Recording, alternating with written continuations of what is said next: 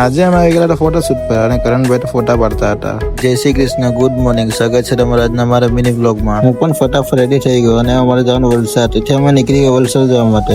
રસ્તામાં સનીનો ફોન આવ્યો, તેથી નીકળી ગયા અમે સનીને ઘેર જવા માટે. ત્યાં ગઈને જોયું આપણે ફેમસ સની તો બ્લોગ બનાવતો હતો, પણ આ બ્લોગ બનાવવાનું ક્યારે ચાલુ કર્યું મને થોડું પણ ખબર નહીં. અમે પહોંચી ગયેલા તિથલ, ત્યાં જોડે ડાગ લાગી ગયેલી, તેથી ફટાફટ વિડીયો ચાલુ કરી દીધો.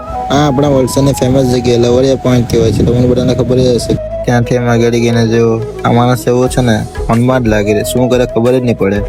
આ આપણો કરણભાઈ બહુ ખસીને ફોટા પાડતો હતો. કોઈ ફોટા પડાવવો હોય તો કોન્ટેક્ટ જરૂર કરજો. ત્યાંથી અમે નીકળી ગયા સ્વામિનારાયણ મંદિરે. ત્યાં કઈ આવો નજારો હતો.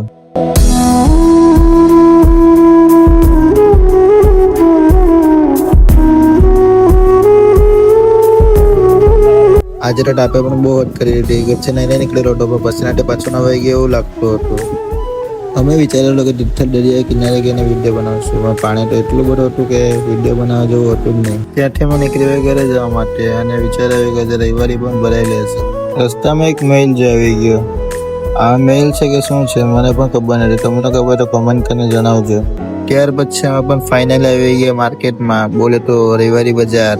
ત્યાર પછી કરણ એની ઘર પાસે ઉતારી દીધો અને મેં પણ નીકળ્યું ઘરે જવા માટે. આ બ્લોગ અહીંયા સમાપ્ત થાય છે. ચાલો મળીએ બીજા બ્લોગમાં.